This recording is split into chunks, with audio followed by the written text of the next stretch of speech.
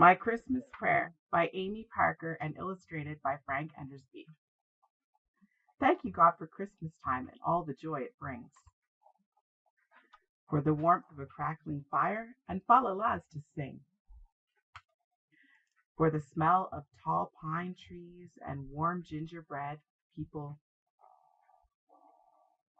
For giving more than you receive and for family and friends.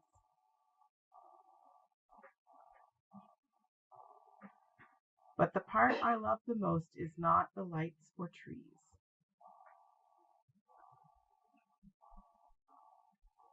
It's Jesus sent to be with us, God's gift to you and me.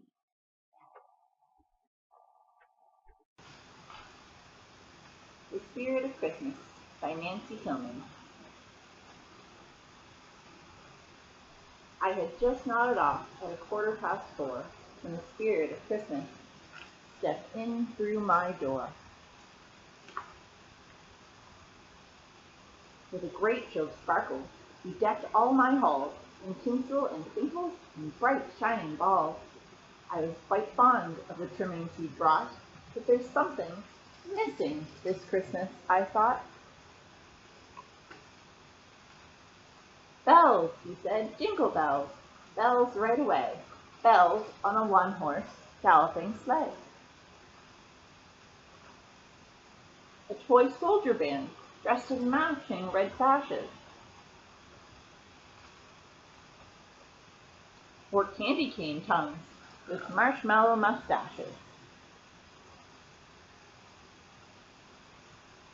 Everyone caroling songs of goodwill. So merry that even the trees can't stand still. I shook my head. You really are so kind, but it's not exactly what I had in mind.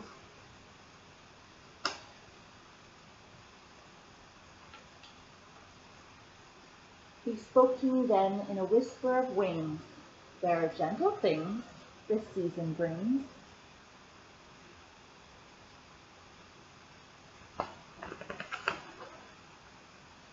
Snow that lies silent, as quiet as a mouse. And roads that all lead to grandmother's house.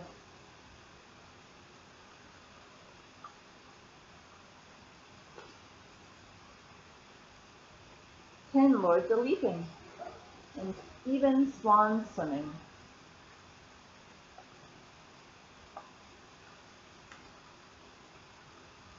And of course Santa Claus, I'm just getting to him. I lifted my chin and stared up at the ceiling. I still wasn't getting that warm Christmas feeling.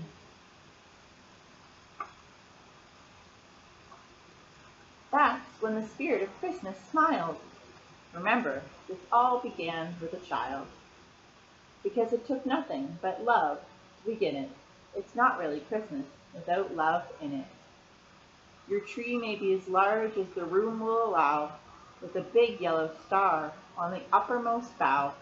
But one of the things I'm certain of, I'm sure of one thing, love that makes the angels sing.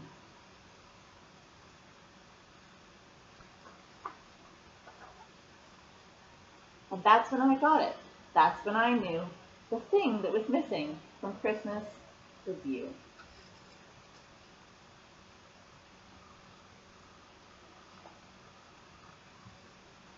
And so, my darling, wherever you roam, may you always be safe.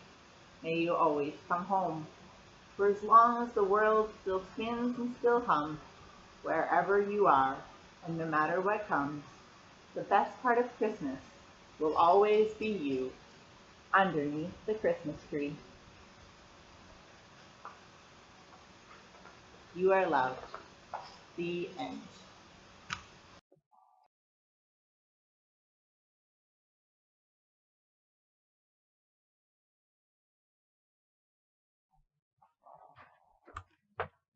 Three Wise Women of Christmas by Dandy Daly McCall and illustrated by Diana Magnuson.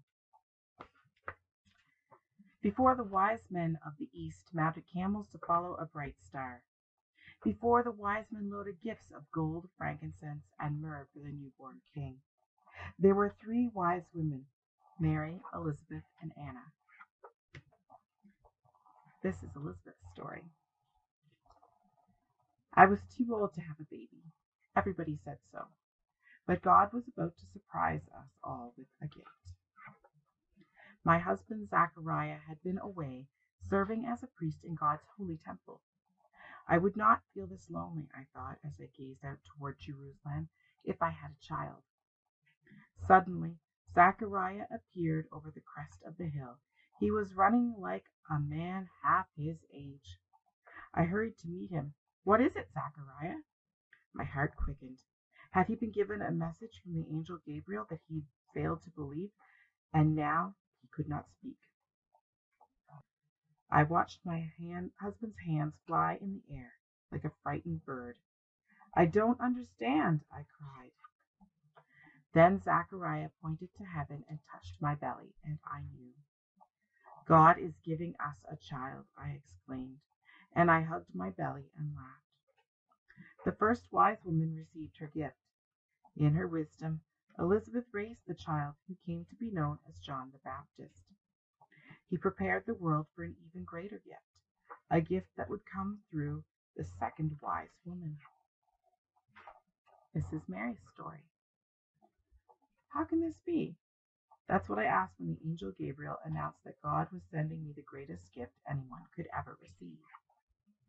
When I was alone, the angel burst into my presence with the light of 1,000 stars. "Don't be afraid, Mary. God has chosen you.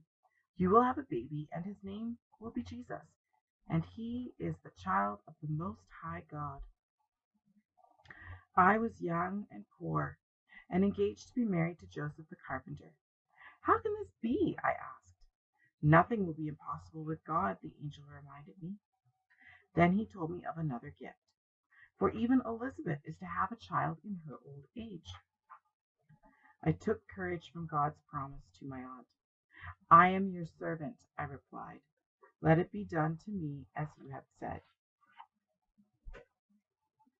And it was all done just as the angel said. In a stable in Bethlehem, Jesus was born, God's holy gift. And this gift was the Savior, the hope of the world. Young Mary was wise beyond her years. When the time came for Mary and Joseph to dedicate Jesus according to Jewish law, they took their gift to the temple of Jerusalem. And there, waiting for the Messiah, was the third wise woman. This is Anna's story. They said I should give up. I was such an old woman, a widow of 84 years, never leaving the temple. Hadn't I waited long enough to see God's gift of the Messiah? My back bent like the willows of Babylon. I went about my daily temple duties, fasting and praying. "God is sending us a Savior," I prophesied to all who would listen. Then one day, something was different. I heard the bleating of sacrificial lambs. As on every day, the clang of coins in the offering. But on this day, my weak eyes searched the sea of worshippers. The crowd seemed to fade, leaving only one tiny baby before me. I knew at once this was God's gift, the Messiah. I held the child I had been waiting my whole life to see. Then I turned to the people. "He is here," I announced. "God has sent us a son." A lifetime of waiting on God had made Anna wise. When the promised gift arrived, the third wise woman embraced the Savior and introduced him to others. Elizabeth held her son John and pointed to the bright star in the sky. "Soon," she whispered, "you will prepare the world for God's great gift, Jesus." Anna sat on the steps of the temple and gazed at the Jerusalem sky, grateful that God had let her live to see the greatest gift, the Messiah. Under the brightest star in the sky, Mary rocked her son, Jesus, and pondered the words of the angel. In the distance, she could hear the fading clip-clop of animals' hooves. After the wise men had left their gifts of gold, frankincense, and myrrh, after they mounted camels to return to the east, 3 wise women shared God's greatest gift with the whole world.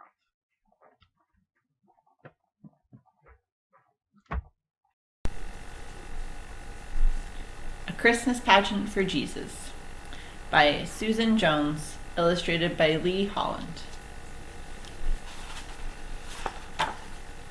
As the bright sun rises, little Chipmunk pops his head out of the tree. It's a special day. I'm ready, Mama, little Chipmunk exclaims. Of course you are, Mama chuckles. I'm excited for your first Christmas pageant, too. As they scurry on their way, little Chipmunk dreams about his big moment in the pageant. There you are, calls little Bunny.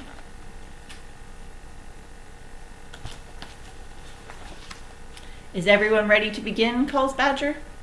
And with a hush, things quiet down, and little Chipmunk remembers something. He's forgotten baby Jesus at home.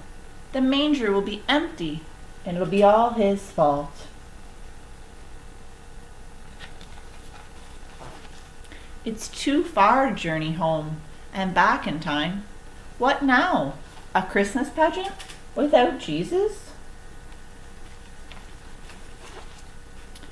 It's almost our turn, whispers little Bunny excitedly. But little Chipmunk isn't there to hear.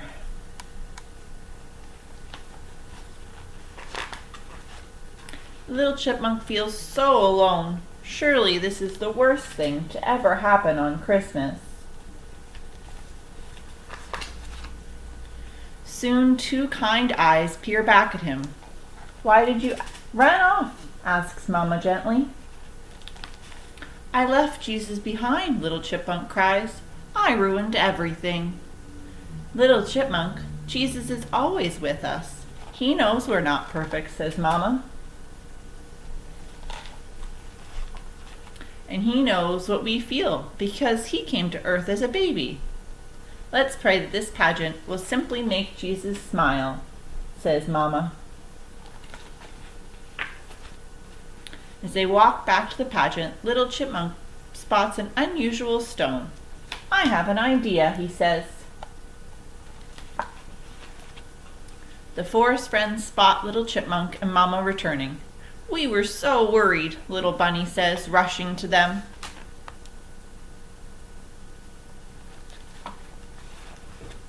Did we miss the end of the pageant? Little Chipmunk asks. Of course not. When we saw you were missing, we stopped and prayed, little Bunny says.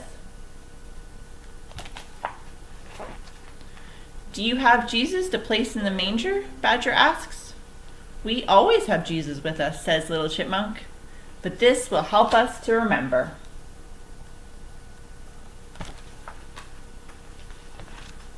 I know this pageant made Jesus smile, little Chipmunk whispers to Mama. How do you know? Says Mama with a wink.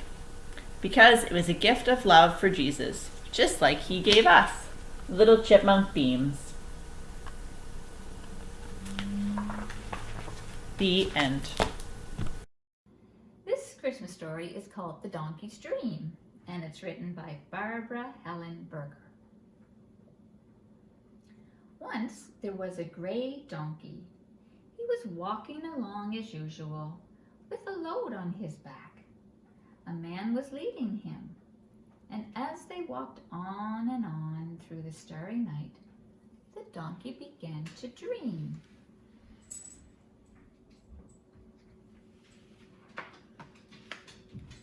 He dreamed he was carrying a city with gates and towers and temple domes. He dreamed a child cried in the city, and doves flew all around.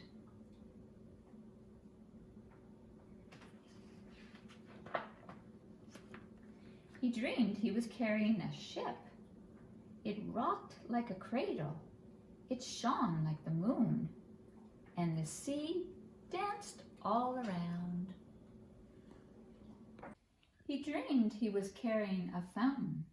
Its water splashed and sang like a child's laughter, and a garden sprang from the desert sand all around.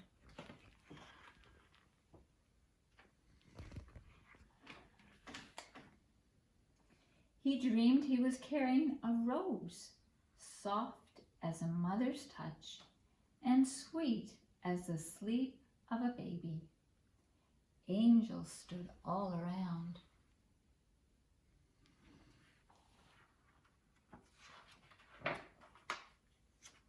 Then he dreamed he was carrying a lady full of heaven. They had come to a town, but only the village dogs ran to greet them. The man knocked on a door. It did not open, so they had to go on. The donkey followed him down narrow alleyways paved with cobblestones.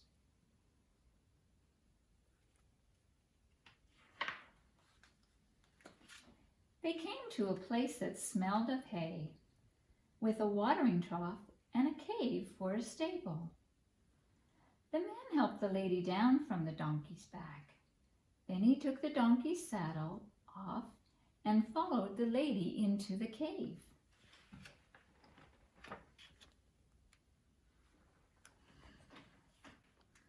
But the donkey was left alone outside. He had walked so long. His back was aching and his legs were sore. One star high above him shone in the watering trough below. The tired donkey drank.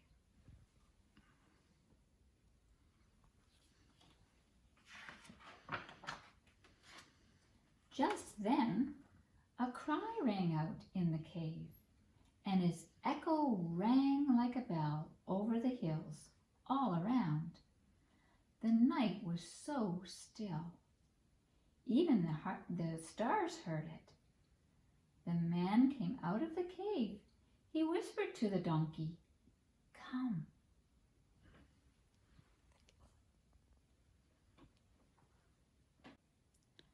Together they went inside the cave, where the lady lay on a bed of hay.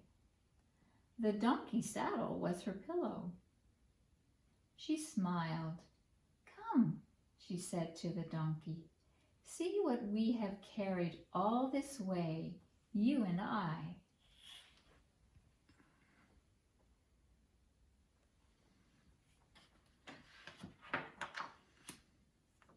It was only a tiny child. Yet, when the baby opened his eyes, the cave was full of light.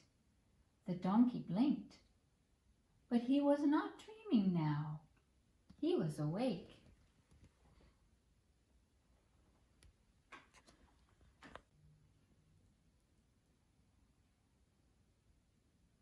And suddenly, the donkey was not tired anymore, though he had carried a city, a ship, a fountain, a rose, and all the heavens upon his back.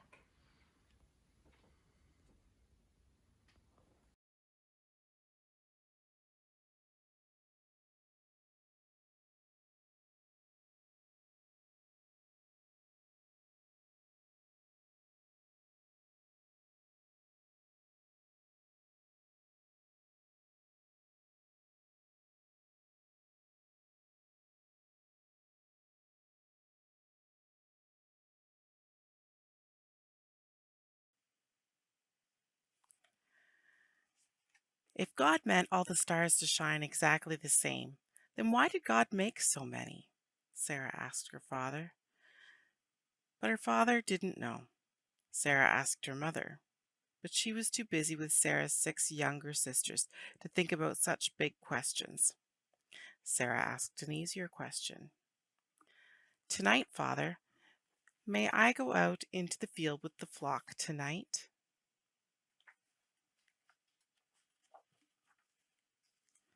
Sarah's father did not know the answer to that question either.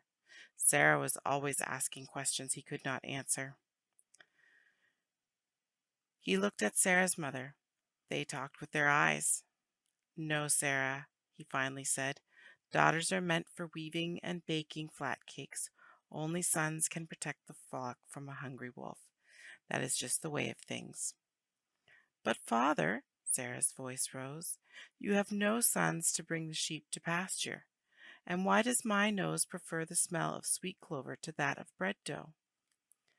"I don't know, Sarah. I don't know."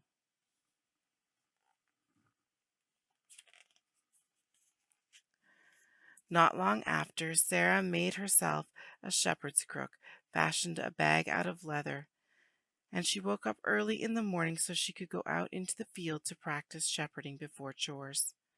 But each morning her father walked to the top of the big hill and called out, "Time to come home, Sarah.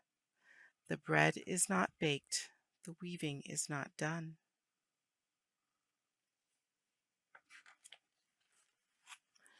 Sarah's feet made little puffs of dust as she walked home.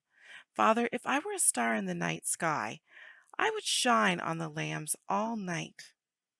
Sarah's father scratched his chin. After a long pause, he said, "Daughter, I will miss you when you go out into the fields. You will sleep with your cousins tonight, guarding the flock." Sarah began to leap and dance. "Really, father? You mean it?" "Yes, child. Now come, let's go tell your mother."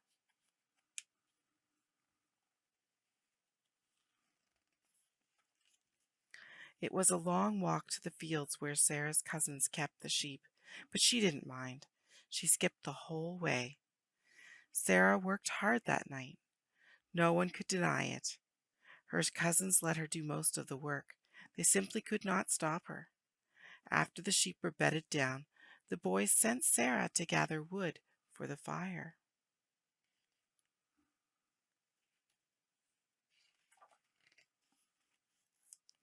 Sarah was deep in the field when an amazing thing happened. The sky let go of its stars and they flew down to earth. Sarah saw all of this from a distance. She heard whirring and rustling wind and then singing. She saw her terrified cousins fall to the ground as the stars came to rest before them. And then she heard the stars speak. "Gloria, peace on earth. Angels." Sarah couldn't believe her eyes. What were they saying? "Fear not, there's good news. Today a Savior is born, Christ the Lord. Go into town and see him, wrapped in cloth and lying in a manger."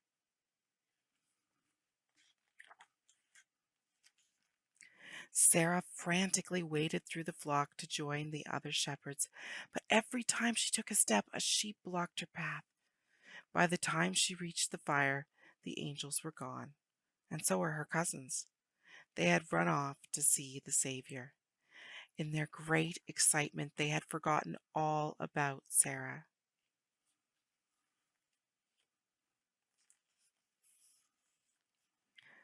A good shepherd would not abandon her sheep. This Sarah knew. Oh, what baaing and bleating could be heard as Sarah and all the sheep headed down the path into town. The noise of the lambs echoed off the houses. The mules lining the streets brayed nervously as lambs ran past their legs. People peered out of the windows to see what was going on. Sarah called to those she saw, "Have you seen a baby in a manger?" Those who heard her laughed at the silliness of her question, but most could not make out her words over the great noise of the sheep.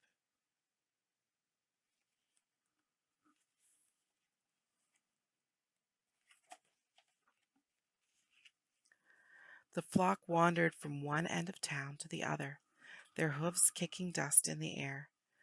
Why hadn't her cousins waited for her? There must be 100 mangers in town.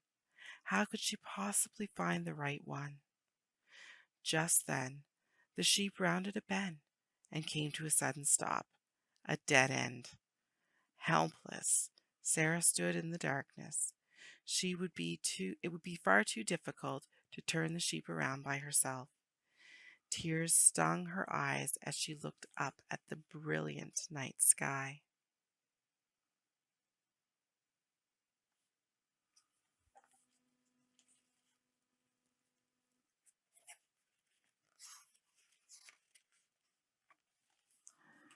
It was then that Sarah noticed one star, brighter than the rest.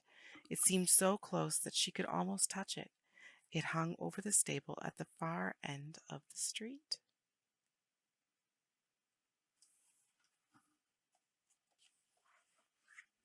Sarah called to the sheep to follow her. Some did, some did not. No matter, they were safe where they were. Sarah crept to the stable and peered inside. Through the opening she saw a man and a woman and something else. A small form wiggling in a manger. It began to cry. The woman picked up the baby to comfort him. The man looked up, startled by a young girl at the door and the sounds of 100 restless sheep. "Yours?" he asked. "Yes," Sarah answered wearily, "but they're stuck." "Come and see the baby, then I'll help you with your sheep," the man said.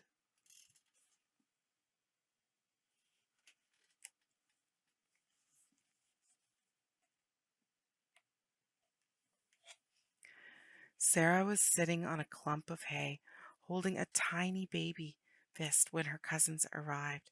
How? How, how did you get here before us?" they asked. "And with all the sheep?" "I followed the sheep into town," said Sarah. "But then I got lost. I saw the star. It led me here." The man chuckled.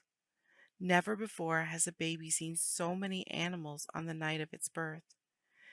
It will be a wonder if he doesn't grow up to be a shepherd.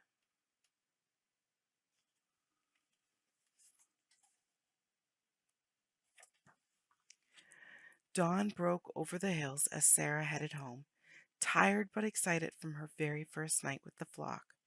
God had done a new thing, a wonderful thing, right in Bethlehem. Sarah couldn't wait to tell her father, her mother, and her younger sisters.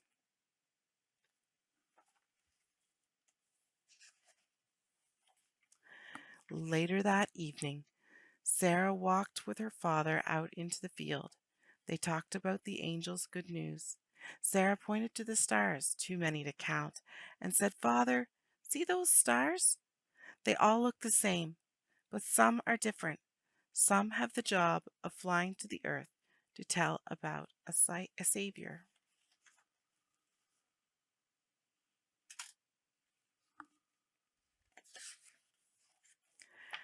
"And some," her father said tenderly, "are sent by a loving father to lead a little shepherd girl home to him."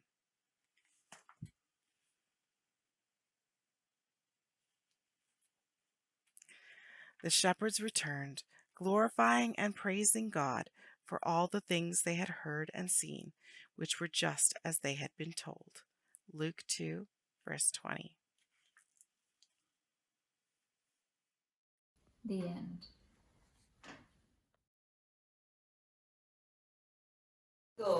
On a winter night in a village outside the hills of Jerusalem, Mouse ran to the doorway of the stable. "Wake up! Wake up!" Mouse shouted. In the stable, Cat slept against the warmth of Dog, both of them half covered with straw. Dog snored softly, occasionally shaking his head when straw tickled his nostrils. Nearby, Donkey slept too. "Wake up! Wake up!" Mouse shouted again. At Mouse's voice, Cat lifted her head. She had very sharp ears.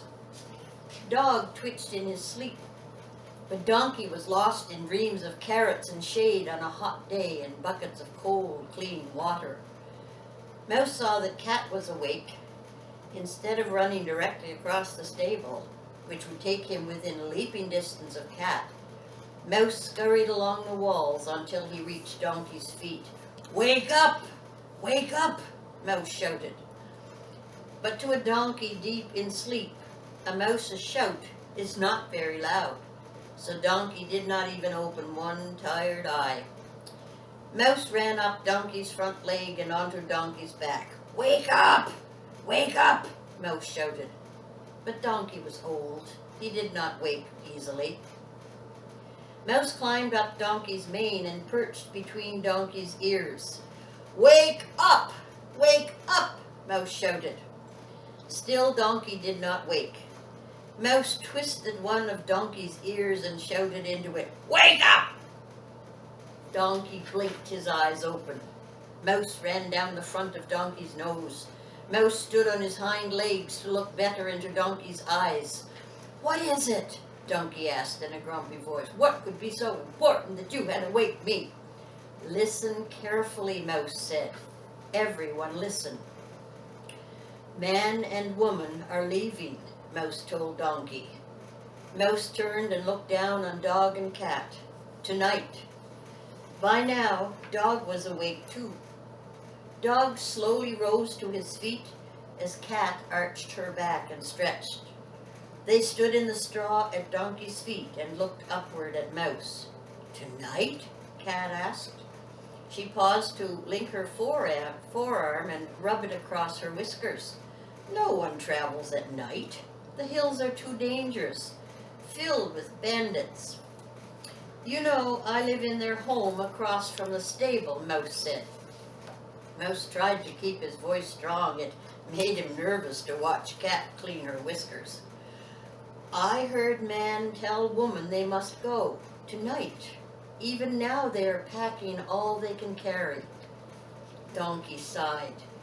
"Not all they can carry, all I can carry." Cat stared at Mouse thoughtfully and continued to clean her whiskers. "Why?" Dog asked Mouse. "Did you find out why they would do such a foolish thing?" Mouse nodded. "The man told the woman he was warned in a dream by an angel." "Angel?" Donkey asked, suddenly much more awake. Of them all, Donkey was the only one who had seen angels. It had happened the night that the child was born, when man and woman had been forced to share another stable with Donkey. Many times Dog and Cat and Mouse had asked Donkey to tell the story of that starry night when the sky was filled with angels who sang to the world about the child. And Donkey had gladly told them again and again how the angels had promised the child would bring peace to all the world. "It was an angel," Mouse repeated. "In this dream, the angel told man to leave quickly because King Herod is going to search for the child to kill him." "Kill the child," Donkey said. "But why?" "King Herod is afraid the child will take over Israel and become the greatest king of all," Mouse said, proudly sharing his important news. "Herod has sent soldiers. They have their orders. The child must not live." "No," Donkey said, stamping his feet in fear. "We can't let that happen. I will take them far away."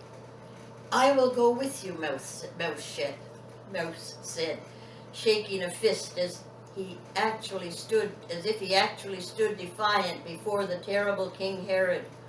"No matter how far the journey, I will never leave the child." "Nor shall I leave the child," Cat said. Cat licked a front paw and studied it to make sure it was completely clean. "Surely along the journey I will find a way to help the child." "I will guard them," Dog announced. Dog puffed his chest. "I will make sure no harm comes to the child." "Please let me come too," said a small, small voice, so small it was almost a whisper. All of them turned to the small, small voice. It came from the darkness of an upper corner. "You?" Mouse asked. "You?" Mouse laughed. "I have keen ears. I will listen for danger and give warning as we travel. How can you possibly help the child?" Cat laughed. "My paws are quick and my claws are sharp. I can protect the child as we travel. What can you possibly give to the child?" Dog laughed. "I have strong bones and big teeth. I too can protect the child as we travel. Stay in the stable, little spider. The king's soldiers will crush you with one step and not even know you were there. Yes, let us bigger animals protect the child, Mouse said with pride. A little spider like you will only get in the way. All the times Donkey has told you about the night of angels, I too have listened from up here. I too know the child is special. Little spider moved closer. Whatever I can do or give to help the child, I will. Mouse and cat and dog laughed one more time at little spider. Mouse ran down Donkey's leg and jumped on Dog's back, which was still a safe distance from cat. Then Mouse and cat and dog ignored little spider. They began to plan all the great deeds they would do to protect the child. Donkey merely waited to carry the load that would be placed upon him. And without another word to Mouse or cat or dog or donkey, little spider left his safe home in the high corner of the stable. It was a great distance down the wall and across the floor and up Donkey's front leg to reach Donkey's mane, but little spider did not complain. Even if little spider had no keen ears, or quick paws and sharp claws, or strong bones and big teeth to help protect the child, little spider wanted to stay with the child. Man and woman appeared in the stable. Donkey stood patiently as they placed bundles of all that they owned upon his back. In woman's arms was the child, asleep. All of the animals knew that the child was special. On this night, Donkey did not pull against the rope as he usually did. On this night, Donkey gladly followed as Man led him out of the stable. Dog and cat followed behind. Little spider stayed in Donkey's mane. Mouse stopped at the edge of the straw and did not go out of the stable into the night. Dog and cat came back. "What is it?" Dog asked Mouse. "I thought you wanted to remain with the child no matter how far we journeyed." "Why have you stopped?" Cat asked Mouse. "We must hurry and follow." A large round moon threw beautiful silver light onto the ground at the edge of the stable. Mouse's whiskers twitched as he looked into the great sky and at the dark shadows cast by the moon. "I love the child, you know that, but I have to admit I am only a mouse. My legs are short and my body is tiny. The world out there is so large that I know there is nothing I can do to help the child. Perhaps it would be best if I remained here." "If that is what you choose," Cat said to Mouse, "but I am going with the child. Nothing will force me to leave. My paws are quick and my claws are sharp. I can protect the child as we travel." "If that is what you choose," Dog said to Mouse, "but I am going with the child. I have strong bones and big teeth. I will protect the child no matter what happens." From the mane of Donkey, little spider called back to Mouse. "Come with us," little spider said. Even if little spider had no keen ears or quick paws and sharp claws or strong bones and big teeth to help protect the child, little spider wanted to stay with the child, but Mouse had already turned back into the stable to hide in the straw where it would be safe and warm. So it was that man and woman and the child left behind their home in Bethlehem and traveled into the cold of a clear winter night. The stars filled the black velvet above them, and the light of that large silver moon cast dark shadows. The light of the moon allowed Donkey to travel easily on the path among the hills. Yet Donkey worried greatly. The very light that showed Donkey the path was the very light that would let Herod's soldiers travel quickly too, as they chased the family. Donkey walked as fast as he could. Sometimes Dog would run back and watch the path to see if Herod's soldiers were close. Another hour passed as they traveled long, difficult miles on that path. among the steep hills until there came a point where they had to stop. As they rested, Cat sniffed the air. "This is wonderful," Cat said to Dog. "Can you smell all the different and exciting smells? I never knew all of this world existed beyond the stable." "Stay close by," Dog answered. "Remember, we are here to protect the child." Cat's ears perked up at strange, interesting little sounds in the shadows beyond the path. "I love the child. You know that. But I have to admit I'm only a cat, and the child has you and Donkey to help. What can a cat do that you can't do much better? Perhaps it would be best if I remained here." "If that is what you choose," Dog said to Cat, "but I am going with the child. I have strong bones and big teeth. I will protect the child no matter what happens." From the mane of Donkey, little Spider called back to Cat, "Come with us." Even if little Spider had no keen ears or quick paws and sharp claws, or strong bones and big teeth to help protect the child, little Spider wanted to stay with the child, but Cat had already scampered into the shadows beyond the path to chase after all the exciting new smells and sounds in the hills. Again, the family began to travel into the cold of a clear winter night. Only Dog followed Donkey now. Little Spider, too, remained with Donkey. Again they traveled long, difficult miles on that path among the steep hills, until again there came a point where they had to stop. Man found a cave and brought all of them inside. Donkey and Dog and little Spider listened as Man explained to Woman. They would sleep the remaining few hours until the sun rose. They would continue then, fleeing Bethlehem for Egypt, where they would be safe from Herod, but only if they survived the night. As Man and Woman and the child slept, the soldiers marched closer and closer. "I'm getting cold," Dog whispered to Donkey. "I want to walk and run to keep warm. I will go look for the soldiers. I have strong bones and big teeth. When I find them, I can protect the child." "Yes," Donkey said. "Otherwise, what will we do? Man and Woman and the child are too tired. The soldiers will catch up to them if they continue.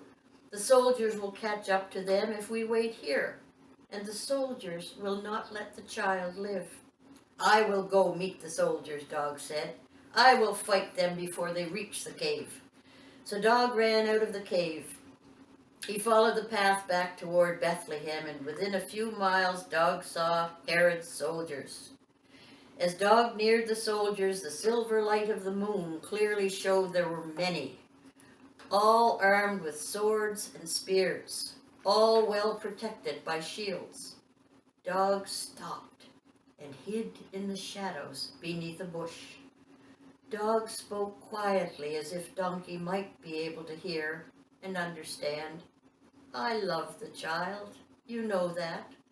But I have to admit I am only a dog, and there are many soldiers. Who was I to think I could protect the child from Herod? Perhaps it would be best if I remained here until they passed by." So Dog hid quietly and did not return to protect the child. And the soldiers moved closer and closer to the cave ahead, where the child slept with Donkey and little Spider nearby. Even if little Spider had no keen ears, or quick paws and sharp claws, or strong bones and big teeth to help protect the child, little Spider wanted to stay with the child. In the cave, Man and Woman and the child slept, as did Donkey, who once again dreamed of carrots and shade on a hot day and buckets of clean, cold water. Little Spider was awake. Little Spider watched the child from the donkey's back. Little Spider was drawn to the child as surely as if God's love had been shining like a warm and wonderful light out of the darkness. Little Spider felt great joy to be in the presence of the child. But Little Spider was also sad. The child shivered as he slept in the cold of the cave. Little Spider wished badly that he could keep the child warm. "I'm only a little spider," Little Spider whispered, "and I do not have much to give, but I will do and give what I can." Little Spider began to spin a web across the entrance of the cave, hoping to make a curtain to keep out the cold. What Little Spider didn't know was that outside the cave, Herod's soldiers marched closer and closer along the path beneath the silver light of the moon, closer and closer to the cave that held man and woman and the child. It was so cold outside the cave that frost began to collect on the ground. As Little Spider spun his web, so too did frost begin to cover the strands across the entrance of the cave. Soon Little Spider's web glittered silver and bright in the light of the moon on that cold wintry night in the hills outside of Bethlehem. Herod's soldiers stopped in front of the cave and Little Spider's frost-covered web. Their footsteps no longer echoed in the coldness of the night. Little Spider could hear their breathing loud and harsh. Pressed against the back wall, inside the darkness of the cave, man and woman trembled. The child slept in the woman's arms. Little Spider knew the soldiers had arrived to kill the child that man and woman loved so dearly, the child that angels had sung for on the night of his birth, the child that angels had promised would bring peace to all the world. Woman held the child. Man put his arms around woman. They closed their eyes in fear and waited for Herod's soldiers to burst into the cave. "Shall we search inside?" Little Spider heard a soldier ask. Woman bit her lip to keep from crying out in fear. Man drew woman even closer to protect her and the child with his body. Little Spider peeked outside. The moonlight clearly showed the Little Spider's web covered with silver frost stretch across the entrance of the cave. "Let's not waste our time," the captain of Herod's soldiers finally answered. "There's no one inside. Anyone entering would have torn that spider's web." The soldiers passed on, leaving man, woman, and the child in peace. And the child slept on. Good afternoon. I'm just going to sit back here for a minute and talk to you, because I want to tell you a story this afternoon about a little polar bear cub. This little bear cub and her family prepare to celebrate the most special day of the year. The curious young polar bear begins to wonder about things like who invented Christmas? Do you wonder? Well, Mama Polar Bear answers only lead to more questions, like, is God more important than Santa? So she and the little cub head off on a polar expedition to find God and to see how he gave them Christmas. Along the way, they find signs that God is at work all around. So, as we're all getting ready for Christmas, so is this family. They're preparing by baking. The little cub says, "Mama," little cub asked one night, "who invented Christmas? Was it Santa?" "No," Mama Bear says, "God invented Christmas. God gave us Christmas." "Oh, yes. How much more," Mama said with a smile. Because little bear cub asked, is God more important than Santa? And he is more important. The next morning, little cub sleepily climbed into her lap. "Can we go find Santa, Mama? He lives round here someplace, I think. Santa is hard to find, said Mama. But we can find God. God is everywhere.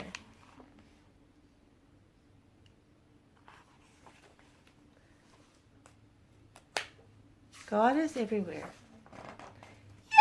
Yahoo! Cried Little Cub. I didn't know we could find God. Oh, yes, Mama said. We can always find God. Little Cub looked over her shoulder and whispered, Can we leave them at home? Yes, Papa will watch the little ones. You and I can go alone. See, Little Bear wants to leave the babies at home. We will go find God. I will see how he gave us Christmas.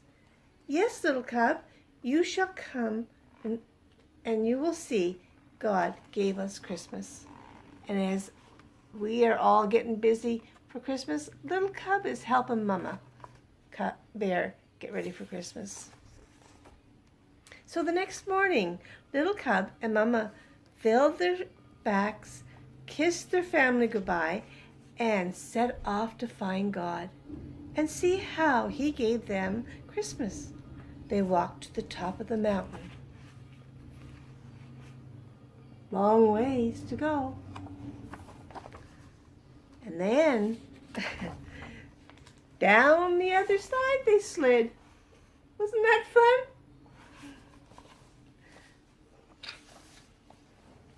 And up another mountain where they set up camp. Little Cub was so tired, so very tired, that she went to sleep. But Mama nudged her while it was still dark. Mama, why are you waking me up? Because it's God, Little Cub. Come see.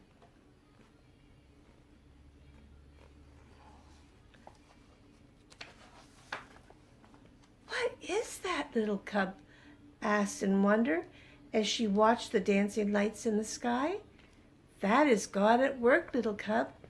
He sent his only son as a baby so that we could know light from dark. Jesus is the light of the world. Jesus is how God gave us Christmas. These are called Northern Lights, if you're wondering. So the next day, they arrived at a huge lake, and all at once, with a mighty roar, a chunk of ice cut away from the cliff and fell into the sea. What is that? Little Cub asked, covering her ears and leaning into Mama. That is God, Little Cub. He's so powerful he can command the water to freeze and the glacier to melt. He is mightier than any king on earth. And because he is all powerful, he made Jesus King of Kings. But Jesus was just a baby. How could he be a king? All kings begin as babies. God knew we would need someone we could touch and see and smell. So Mama paused to sniff Little Cub's neck, making her giggle. To understand just how much he loved each one of us. Mama awoke Little Cub again before the sun came up. She pointed to the east as a star that changed from green to red to green again and shot out in many points. Is at God again? Little Cub asked, rubbing her eyes. Yes, Jesus is called the bright morning star. He is always with us, and he first came when God gave us Christmas. Isn't that neat? Huh? All the points pointing every which way. But what about Santa? Little Cub asked. Did God give us Santa? Santa reminds us about many good things like generosity and care. But it is God and Jesus that we celebrate most come Christmas. We always want to thank God for giving us Christmas.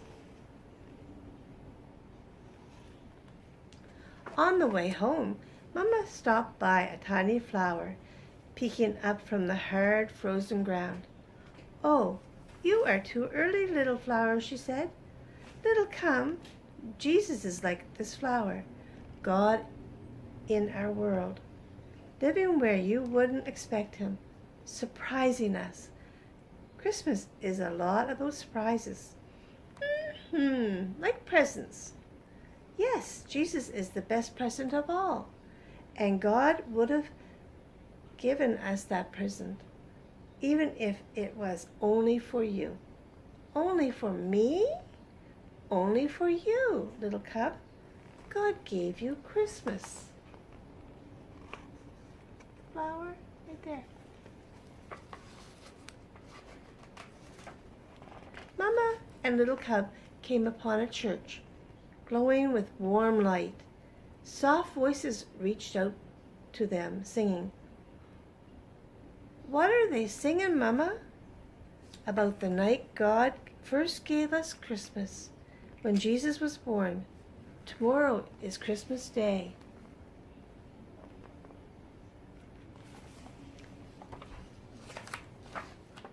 Would Jesus have come for mean old Mcgee the moose, or grumpy old Frankie the fox? Little cub whispered. "Mcgee and Frankie and any of us. Jesus is the present for everyone, grumpy or happy, mean or kind. God gave us all Christmas." Little cub was glad to be back at home that night in her cozy bed. "Thanks for showing me God, Mama. There isn't anything I'd rather do, sweet child," she said, with a kiss. "Night, night." Little cub went to sleep and dreamed of the stars and northern lights, of a king born as a tiny baby, and angels singing over him. I forgot to show you this page. I have this one here. See? She's sleeping. This book is called Refuge, and it's written by Anne Booth and Simon Usher. The man led me, and I carried the woman all the way to Bethlehem.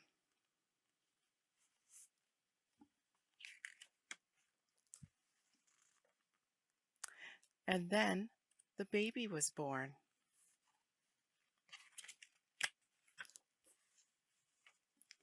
The shepherds came first.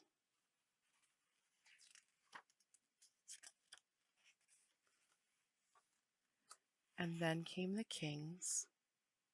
And when the last king had left, the scent of frankincense lingering in the air, we all slept, and the man had a dream of danger.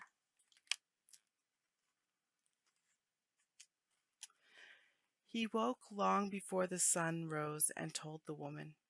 She took the baby and kissed him. She smelled his sweet baby breath and felt his soft, warm baby skin, and how his lashes tickled her cheek as he sleepily nuzzled her neck. "Time to go," she said. Then they wrapped him up warm and kissed him again, and the man came to get me. He patted me between the ears and led me out. "Come on, old friend, we're off on a journey again." And we left some gold for the innkeeper, for he had been good to us when the others had not. And we set off. Under starlight, through empty streets, while people were sleeping, hoping for the kindness of strangers again.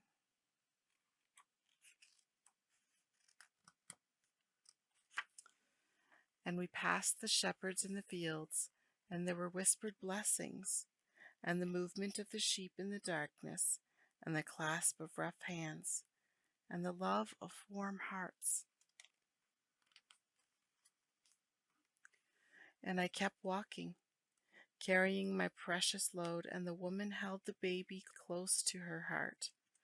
And she and the man talked about journeys and dreams and warnings and the love of a baby and the kindness of strangers.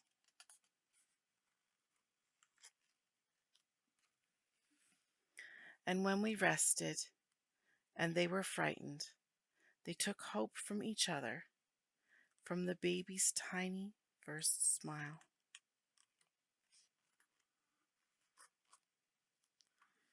And we entered into Egypt.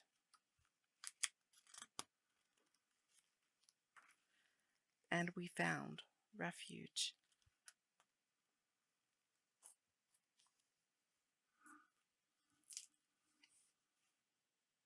Peacefully. Hello.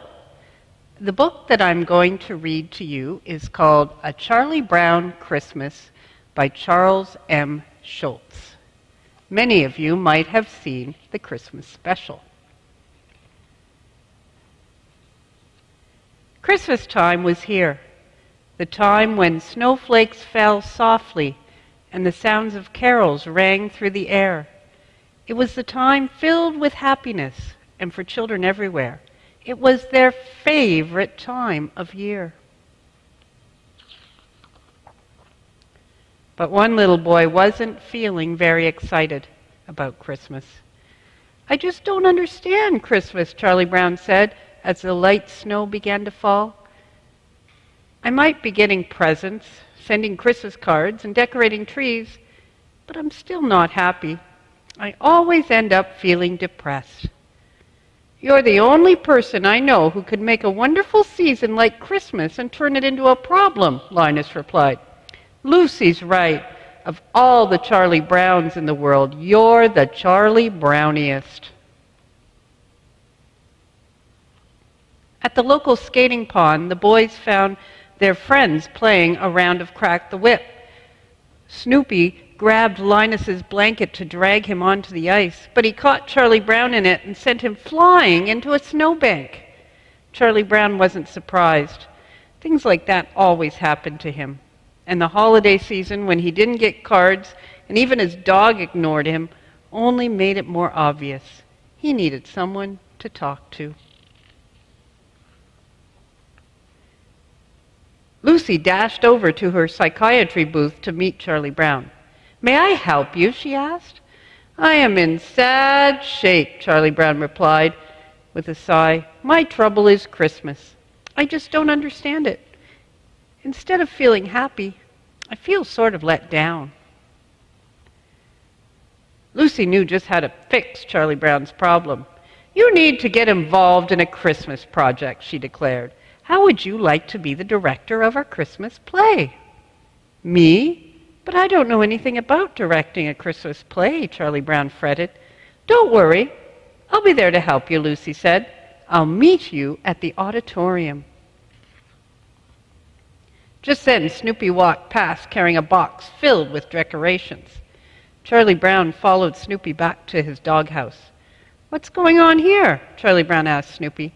Snoopy handed him a flyer, and Charlie Brown read, "Find the true meaning of Christmas? Win money, money, money at the spectacular super colossal lights and display contest? Oh no, my own dog has gone commercial. I can't stand it." Charlie Brown threw the flyer to the ground. On his way to the auditorium, he ran into his sister, Sally. "I've been looking for you, big brother," she said sweetly.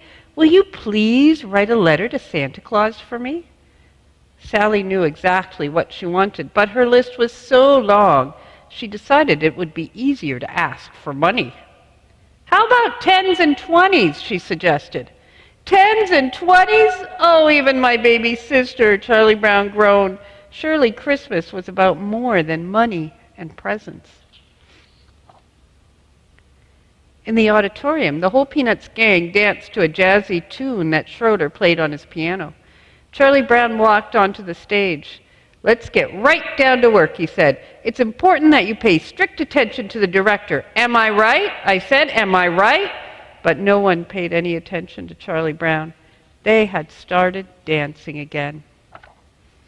"Stop the music," Charlie Brown yelled. "We're going to do this play, and we're going to do it right. Lucy, pass out those scripts and costumes." One by one, the kids found out their roles in the play. Frida would play the innkeeper's wife, Pigpen would play the innkeeper, and Shermie would play the shepherd. And Snoopy would play all the animals in the script, and even some that weren't. "Let's rehearse the scene at the inn," directed Charlie Brown. "Let's take it from the top. Places, action!" But once more the kids started dancing and fooling around. Charlie rolled his eyes. "Good grief."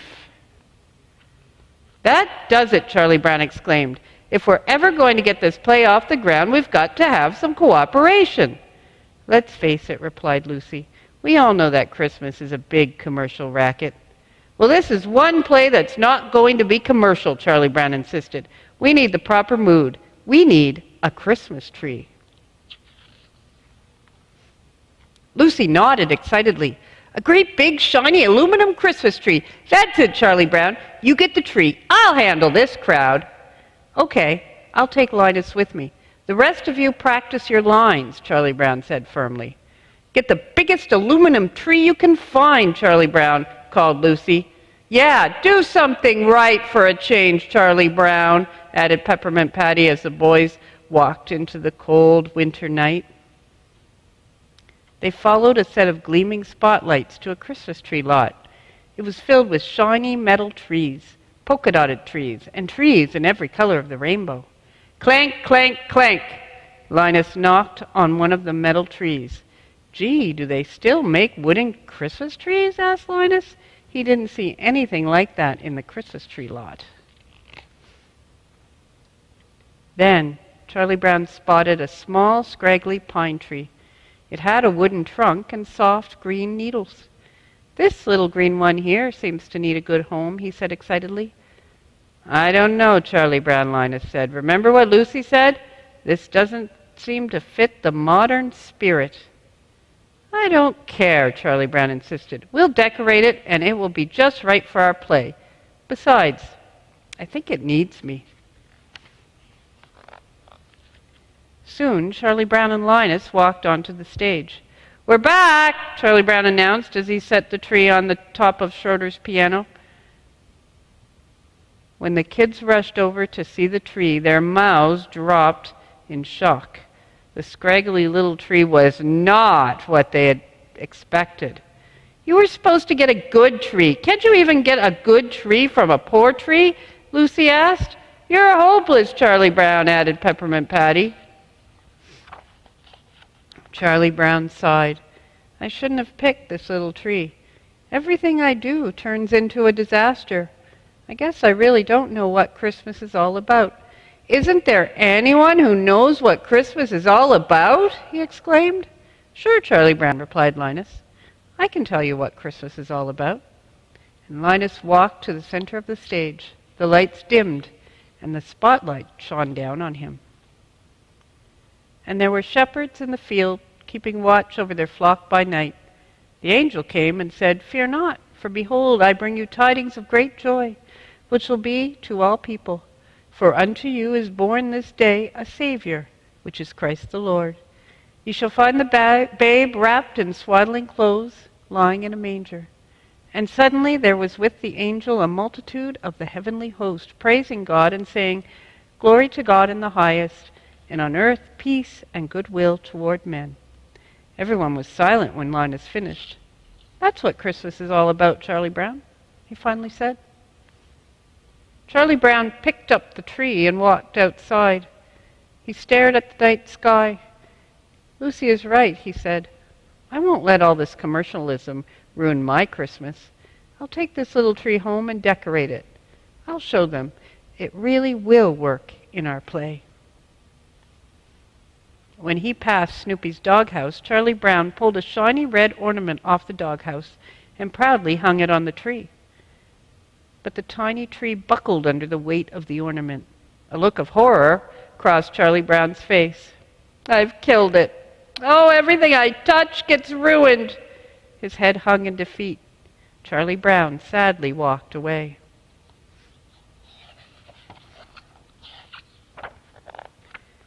Then the rest of the Peanuts gang arrived. I never thought it was such a bad little tree, Linus said. He straightened the tree's bent trunk and wrapped his blanket around its base. It's not bad at all. It just needs a little love. Without speaking, the other kids took the lights and ornaments off Snoopy's doghouse and used them to decorate. Before their eyes, it transformed into a beautiful Christmas tree. Charlie Brown walked up to the group and barely recognized the tree.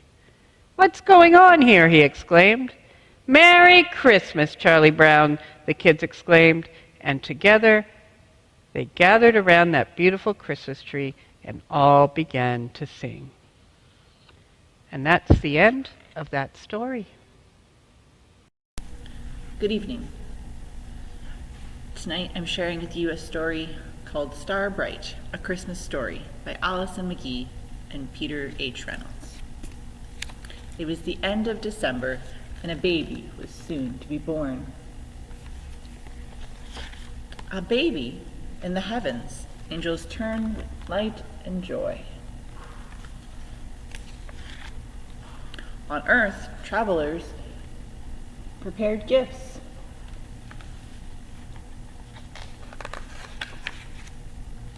Gifts for the baby. The newest angel watched and wondered. She too wanted to give the baby a gift. She tried to think of things that the baby might like. Wind to blow through the baby's hair, wind to make the flowers dance. But wind was the gift of the sky. Rain to cool the baby's skin, rain to fill the puddles. But rain was the gift of the clouds. What about music? Music to make the baby laugh, music to sing the baby to sleep. But music was the gift of the songbirds.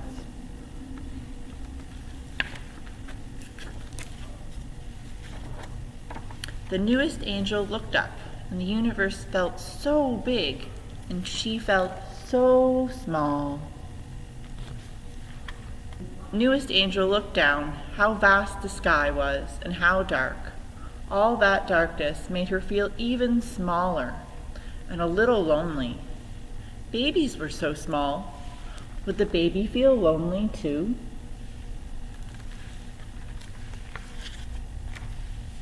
And then far below she saw others. They too looked lonely. No, they looked lost.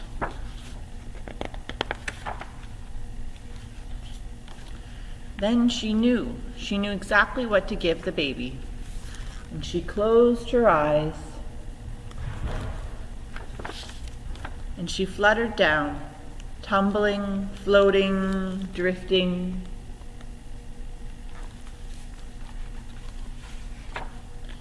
Down, down, down.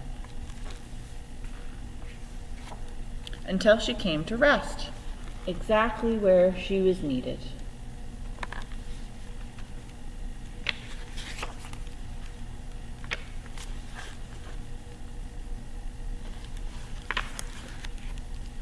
In the still of the night, the baby was born.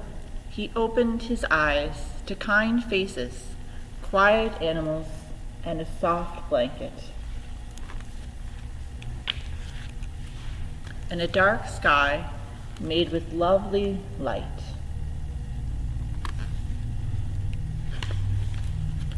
Light in the darkness, the best gift of all.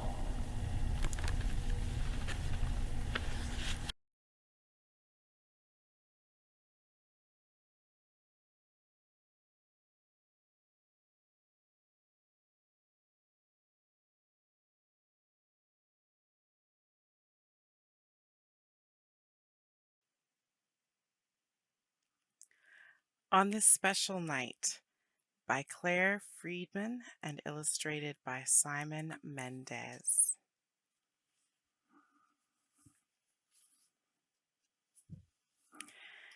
It was a silent winter's night, Little Kitten was snuggled up in the old barn. Outside, frosty trees glistened in the twilight. High above, the heavens sparkled, watching and waiting. "The stars are so bright tonight," cried Little Kitten. One star, shining with a brilliant light, seemed to fill the heavens. "That must be a special star," Mother Cat whispered. Just then, a gentle sound broke through the stillness of the night.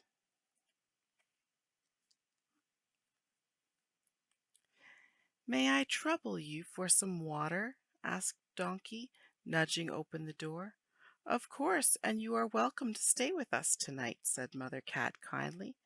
"Thank you, but I am on a very special journey," Donkey smiled, and he trundled back into the soft silver moonlight.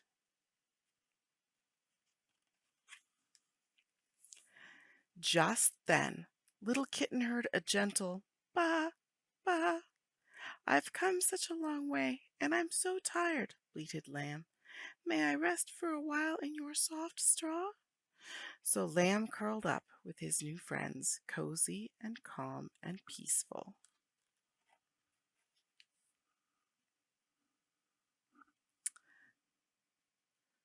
Outside, high in the sky, the biggest, brightest star continued to shine, watching, waiting. "Do you know why that star is so bright tonight?" Little Kitten asked. "Oh, I can tell you a story about that star," whispered Lamb. But just then, scritch, scratch, scritch, 3 tiny mice appeared through the crack in the wall. "May we snuggle up with you?" they shivered. "We've walked so far and our paws are frozen." The mice nestled down in the snug bed out of the bitter cold. "Where are you traveling to?" Little Kitten asked. "Are you following the star?" But before they could answer, there came a moo, moo, and a calf peeked inside the old barn door. "Can you spare me any food?" she asked. "I haven't eaten this evening." Calf chewed hungrily on some fresh hay. "Thank you, and now I must be on my way." "We must hurry too," yawned the mice. "But where are you going?" Little Kitten cried. Calf smiled, her big brown eyes shining. "Tonight is a very special night. Something amazing is going to happen," she said. "Come with us," squeaked the mice. "Oh, can we?" asked Little Kitten, shivering with excitement. "We'll climb up on the roof of the barn to see," said Mother Cat. Little Kitten gazed in wonder at the sparkling starlit sky. It felt as if the whole world was holding its breath, watching and waiting. There, against the night sky, they saw 3 magnificent camels. "This is a very special night indeed," whispered Mother Cat. Mother Cat and Little Kitten followed their friends through the still, shadowy night. Finally, they came to a simple stable, aglow in the light of the shining star. Inside the stable, Little Kitten's heart burst with happiness. A very precious baby was sleeping soundly on this special night. The animals watched quietly as above them all the brightest star lit up the night, shining with peace and joy and love. The end. The end. This Christmas book is called The Snow Tree, and it's written by Carolyn Repchuk and illustrated by Josephine Martin. Little Bear woke, and the world was white. "Where have all the colors gone?" he cried, for he had never seen such a white and wintry world before. But the wind only answered with silence.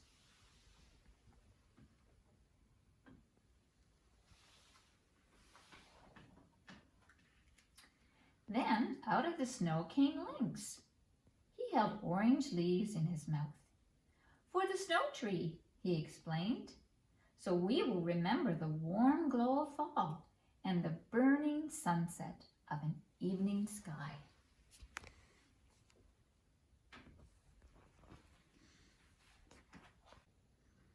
Next came Squirrel.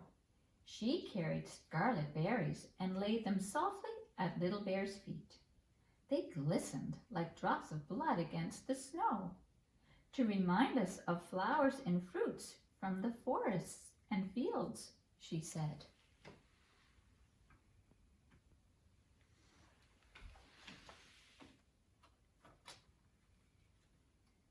Blue Jay flew down with feathers held firmly in his beak. It's all I have to give, he said, but these feathers are as blue as the summer sky and the rolling waters of the river.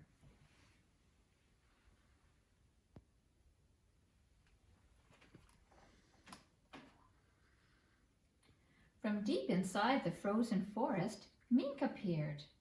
Nature's finest, she declared, adding velvet fur to Bear's collection. Brown like the rich earth beneath the snow.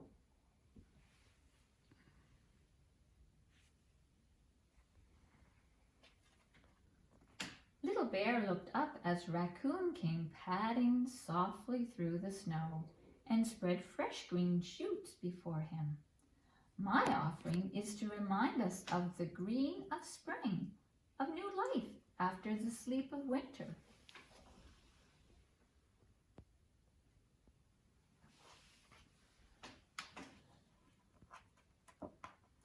Reindeer moved slowly forward through the snow, with purple rocks piled high upon his back.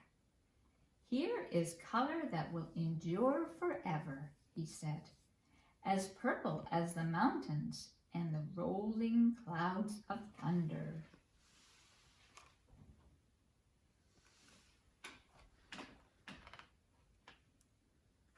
Bunting alighted on a nearby branch, laden down with yellow cones. I carried all I could, she said, so we won't forget the yellow corn that grows all summer long in the fields beyond the forest. Arctic Fox brought icicles that sparkled silver in the frosty light, like raindrops in the sunlight. It is time to decorate the snow tree, she said, and you, Little Bear, will guard this tree all winter long. Your black fur will remind us of night's velvet darkness.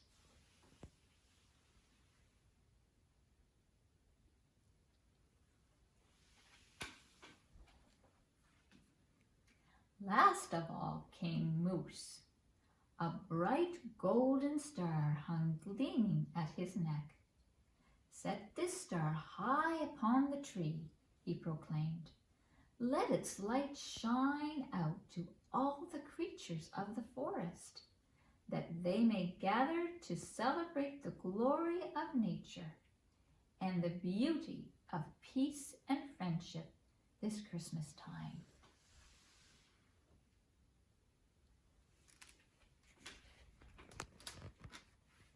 Little Bear smiled as he stood gazing at the glorious tree. The colors were back. The end. Song of the Stars, A Christmas Story by Sally Lloyd-Jones. Paintings by Allison J.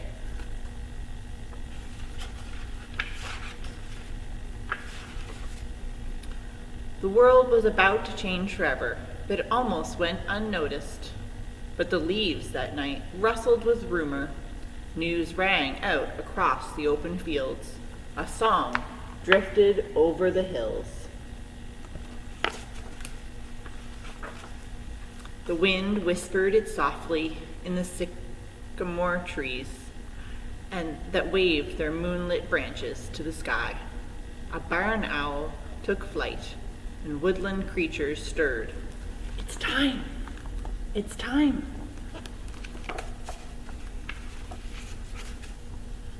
In the pine woods, 2 deer raised their heads. A big brown bear sniffed the air, and a red fox darted. The faces of little flowers lifted to the skies. It's time. It's time. The skies shouted it to the seas, that thundered it to the waves, that roared it to the great white whales, that sang it to the starfish in the deep. And tiny sandpipers danced it on shining sands. It's time. It's time. The running rivers bounded over boulders, and the otters clapped and played and sang to the ducklings that splashed and quacked, to the salmon that leaped and leaped. The tiny field mice and insects and little creeping things and sparrows and robins and every single blade of grass squeaked and hummed and chirped and sang, "It's time! It's time!"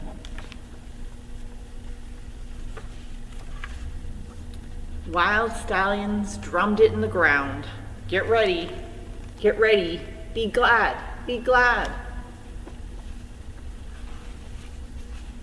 On a lonely peak, a lion raised his strong head and roared it out to the empty wilderness. The mighty king, the Prince of Peace.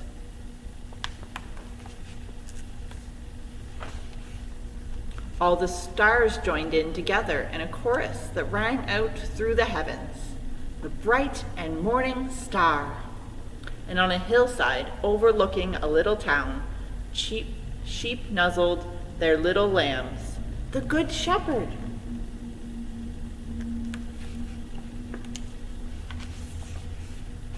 Suddenly, angels lit up the whole sky, and a great choir sang it out loud. It's time, it's time. He's come at last. He's here.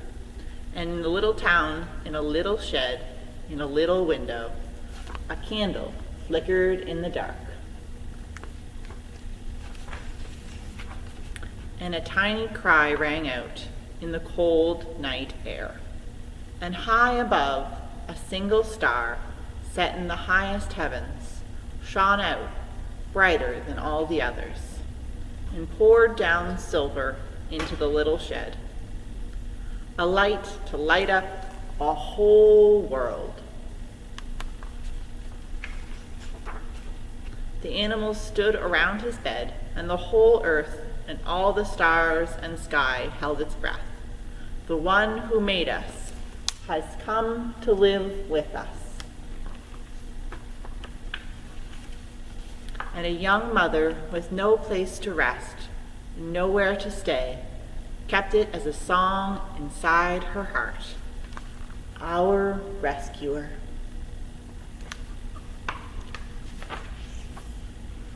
And they gazed in wonder at God's great gift, lying on a bed of straw, wrapped in rags, a tiny little baby.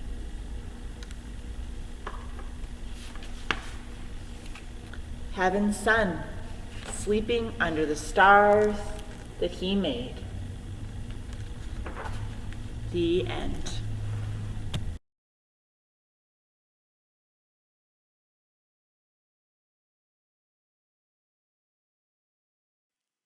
This one is called Who is Coming to Our House? And it's by Joseph Slate and Ashley Wolf.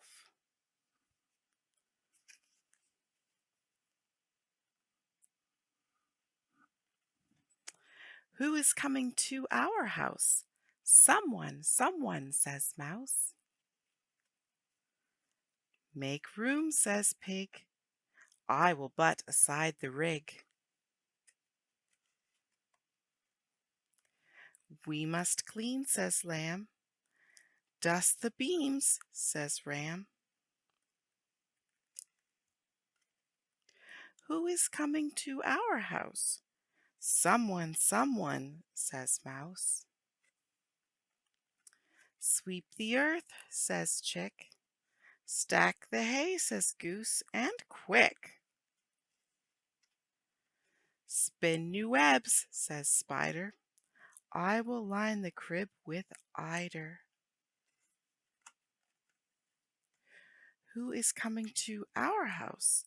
Someone, says Mouse. Someone's coming from afar. I will nose the door ajar. But it is dark, says Cat. They will never come, says Rat. Yes, they'll come, says Mouse. Someone's coming to this house. I will lay an egg, says Hen. I will spread my tail for them. Who is coming to our house? Mary and Joseph, whispers Mouse.